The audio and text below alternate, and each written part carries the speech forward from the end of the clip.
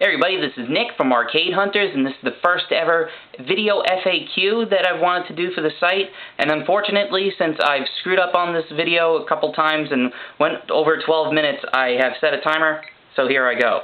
Now we're going to get right into it. Everybody wants to know why we do Arcade Hunters. Well, originally our site used to be Press Start Comic, and we used to do comics based on old obscure games, like you know how everybody will do stuff on Mario, stuff on Zelda, and of course Final Fantasy. We were more about like, you know, let's do something about Rain King and Bad Dudes, stuff that you wouldn't see stuff on. And, you know, that went over pretty well, but the problem was we just were kind of like doing different things at once. And the one thing that 2600 had this idea, he wanted to do a book that was going to be like a guidebook for all arcades in the Northeast area. And I thought it was a cool idea because I've loved arcades since I was a little kid, but by the time we would get a book out, most of these places would be gone. And we've seen it on the site where Tokyo Game Action and FYE arcade that we used to go to over in Bayshore, they're all gone. So I thought, you know, I have a camera, takes videos, we can do it on YouTube. And that's why the channel's called Press Start Comic rather than Arcade Hunters. And why are we called Arcade Hunters? Well, we thought of like making it into a show after we saw this other show online called Play Value. And I could see what they wanted to do with Play Value. They wanted to make it like VH1 I Love the 80s, where they had multiple people talk about a certain subject. And the one subject they did was called The Death of the Arcades. And the comments in that video were so horrendously bad, they ended up getting flamed so much that they had to make a video that was basically saying the rebirth of arcades and how they were wrong. And there's two comments on there that just, you know, really struck a nerve with us. The first one was, one guy said that arcades had to die so they could deliver us better experiences in gaming, like World of Warcraft. That's an actual comment. And this other girl, who's supposed to be a video games journalist, I think for Yahoo, said, "How do you do video games in the arcade based on sports? That's like impossible." She actually said that. Yet Pong is the second arcade game ever made based on ping pong. You play that in the Olympics. And speaking of Olympics, there's Hyper Sports.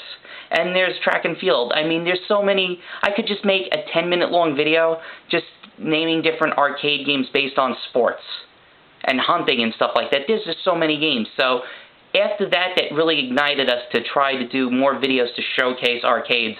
And why Arcade Hunters? Both of us were big fans of Ghost Hunters, and people don't believe in ghosts, and people don't believe that there's still arcades in America. So it went together. Now, some of the questions from the past video and from our site, Sinister Moon wants to know what are the best home arcade sticks. And pretty much all three of us will say, pretty much without a doubt, Hori.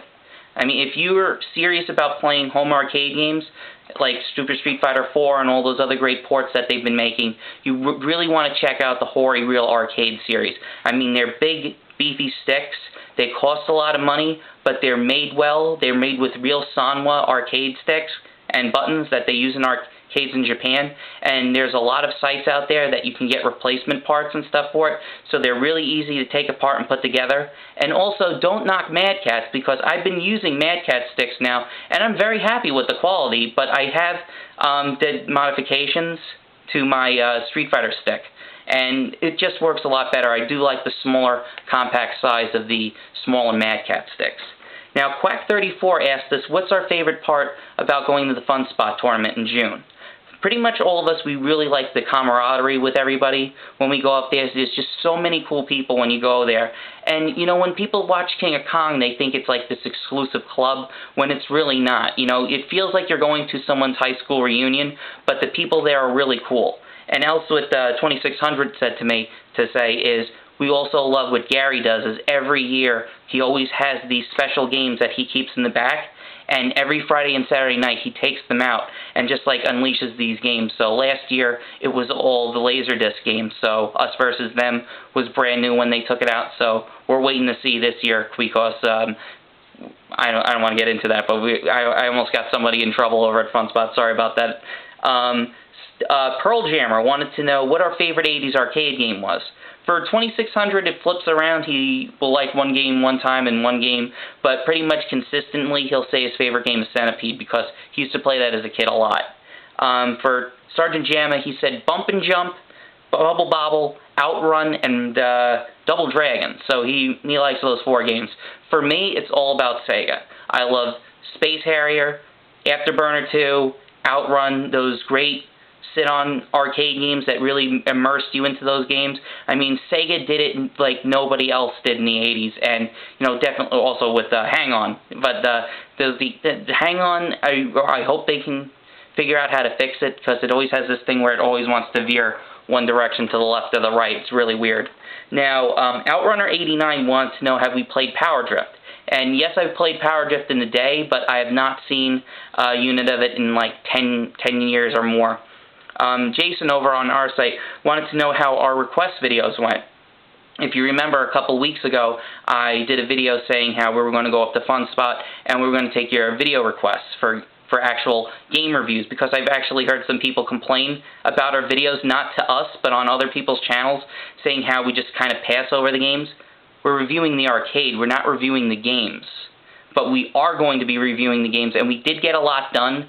Not as much as I liked, because it got really crowded that Sunday that we were there. So we're going to be doing some more videos when we go up to Fun Spot this summer, and also in June. So be sure to stay tuned for more just basic reviews of arcade games rather than the place itself, because we've been to Fun Spot enough. Now, BitPYM, it's kind of a broad question, wants to know our favorite arcade. And that's, you know, because there's places that are still alive and places from the past. For me, it was like the Spaceplex where I used to go to as a kid. The place that I said they used to have like 4 Mortal Kombat 2 machines, bunch of stuff like that. But definitely Fun Spot is up there. I mean, Sergeant Jamma said the atmosphere, they keep the games, most of the games running really good. And for me in 2600, since we went there, definitely Tokyo Game Action, because 2600 actually used to teach English at Nova before the implosion. Look that up. And he said if you took 3 levels of an arcade from Japan and squished it in one floor with an amazing cafe and a full 12-lane bowling alley, that's Tokyo Game Action. And I mean, just the stuff that they put into that, I really miss you guys, Andy and Chie. I really hope you're watching this, and everybody that used to hang out over at Tokyo Game Action. I mean, you guys know who you are, Hat Person. I'm pretty sure I used to go there. Forgot the other guy's name that plays Street Fighter Online. I forgot his name, but I was going really good to the end. But, you know, all those guys that used to go there, I mean, I forgot his name, but Darkside Phil, thank you. Yes, Darkside Phil, you know, a lot of people make a big noise about his videos, but, I mean, he was one of those guys when we went to Tokyo Game Action for Street Fighter 4. He was there, and he's actually very quiet when he plays in the arcade, but he's still really good. It's really cool. We got to go there with Street Fighter 4 and got to play some of those people. So I did pretty good. I'm at a minute left, so I pretty much did this. Also, one really quick thing was the song that we used in the Death Race video is from a band called Goblin, and it's from a movie called Profondo Rosso. And 2600's a big horror movie fan. Like when, you know, you obviously seen the video with me talking to James Rolfe. After that video, pretty much him, 2600 and James were just talking about old horror movies and stuff like that. You know, they really clicked when they came to that. Too bad you guys didn't see that in the video. It just came off, you know, insanely awkward. So that's the FAQ video. Thank you very much for watching, and be sure to stay tuned here on the site for more videos. And as always, thank you very much for subscribing. Over 500 subscribers. We couldn't do it without you. So I'm Nick from Arcade Hunters. Thank you very much for watching.